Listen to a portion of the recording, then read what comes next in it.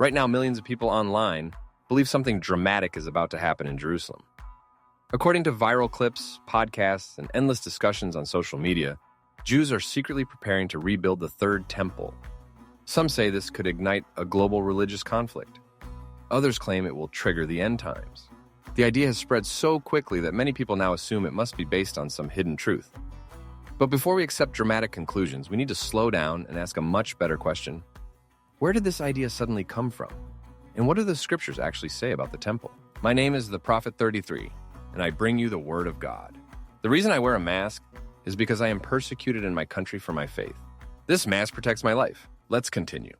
In recent weeks, the conversation exploded again after public figures began discussing the subject online. One of the most widely shared voices was Tucker Carlson, who raised the possibility that religious beliefs about a future temple might influence events in the Middle East. For many viewers, this was the first time they had ever heard the phrase Third Temple. The clip spread rapidly, and soon people across the internet began repeating the idea that powerful religious groups might secretly want to rebuild the temple in Jerusalem. As happens so often online, the conversation quickly grew more dramatic with every retelling. In many of those discussions, another name suddenly appeared, Chabad. Some commentators suggested that Chabad might somehow be connected to a future temple plan. But to understand why that name appears in the conversation, we need to understand something important about Jewish belief. For thousands of years, Jewish prayers have included hope for the restoration of Jerusalem and the rebuilding of the temple. After the destruction of the Second Temple in the year 70, Jewish communities continued to remember the temple in prayer, liturgy, and hope. This idea is not new, secret, or political. It is part of traditional Jewish hope connected to the coming of the Messiah and the redemption of Israel. Chabad, like many traditional Jewish movements, speaks about the hope of a future temple as part of that larger messianic expectation. But that is very different from claiming that a hidden geopolitical conspiracy exists to build the temple tomorrow. Faith traditions often speak about future hope. The internet often turns that hope into dramatic speculation. These two things are not the same. Jerusalem itself carries enormous meaning in the religious imagination of humanity. For Jews, it is the city where the temple once stood and where the presence of God was believed to dwell among his people.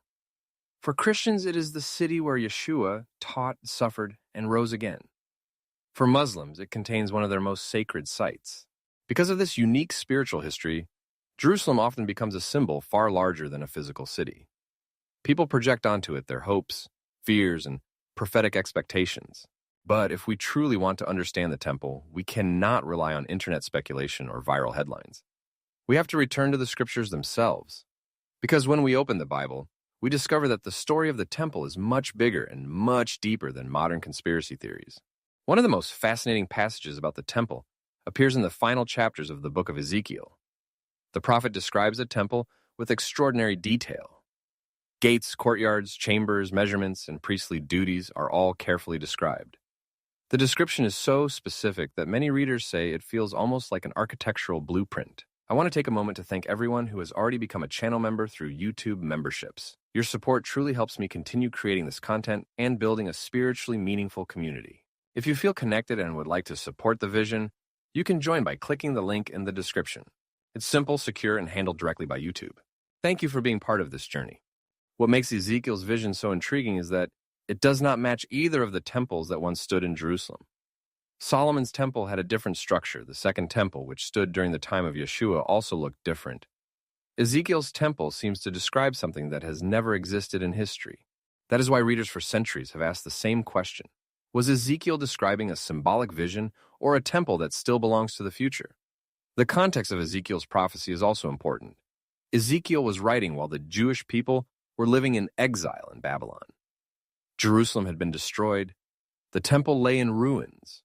In the middle of that national tragedy, the prophet receives a vision of restoration. In Ezekiel chapter 43, we read something remarkable. The prophet sees the glory of the God of Israel returning to the temple. The text says, "The glory of the Lord entered the temple through the gate facing east, and the glory of the Lord filled the temple." In the Bible, the temple was not just a building. It represented the place where heaven and earth met, where the presence of God dwelt among his people. But when we move forward into the New Testament, we encounter a powerful statement that raises a difficult question. In Hebrews 10:12, we read these words, "But when this priest had offered for all time one sacrifice for sins, he sat down at the right hand of God. According to the New Testament, the sacrifice of the Messiah was offered once for all. If that is true, many readers naturally ask an important question. If the final sacrifice has already been offered, why would the prophets describe a temple that appears to include sacrifices at all? Over the centuries, believers have answered this question in different ways. Some believe Ezekiel's temple is symbolic. Others believe it describes a literal temple that could exist in the future. Some suggest that if sacrifices appear in that temple, they would function not as atonement, but as memorials pointing back to the work of the Messiah. Scripture gives us profound visions, but it does not always give us complete explanations. Faithful believers throughout history have sometimes reached different conclusions about difficult passages. That is why humility is essential when discussing prophecy. Yeshua himself spoke about the temple in ways that continue to challenge readers. In Matthew 24:15, he refers to the prophecy of Daniel and says, "When you see standing in the holy place the abomination of desolation spoken of by the prophet Daniel, let the reader understand." Daniel's prophecy speaks about a desecration connected with the temple and the interruption of sacrifices. When Yeshua refers to this prophecy, he suggests that readers should pay careful attention. Another passage appears in 2 Thessalonians chapter 2. It speaks about a figure described as the man of lawlessness who sits in the temple of God. Because of passages like these, some interpreters believe that some form of temple structure could appear again in the future. But here we must be careful. The Bible invites thoughtful reflection, not sensational predictions. History is full of confident prophetic timelines that later proved incorrect. In the Gospel of John, we read a statement from Yeshua that surprised many of his listeners. He said, "Destroy this temple, and in 3 days I will raise it up." Those who heard him thought he was speaking about the physical temple in Jerusalem. But the Gospel explains that he was speaking about the temple of his body. In that moment, the meaning of the temple begins to shift. The physical structure that once represented the meeting place between God and humanity begins to point toward the person of the Messiah. In the Hebrew Scriptures, the temple was the place of sacrifice and priesthood.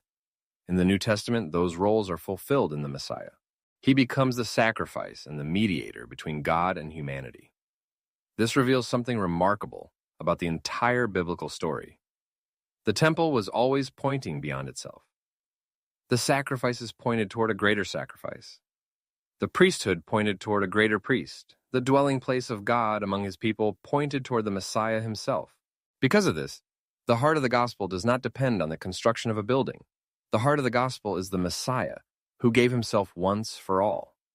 So when people ask whether the third temple will exist one day, believers may reach different conclusions. Some believe a temple could appear as part of events described in prophecy.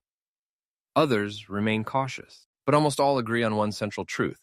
Our atonement does not depend on another sacrifice.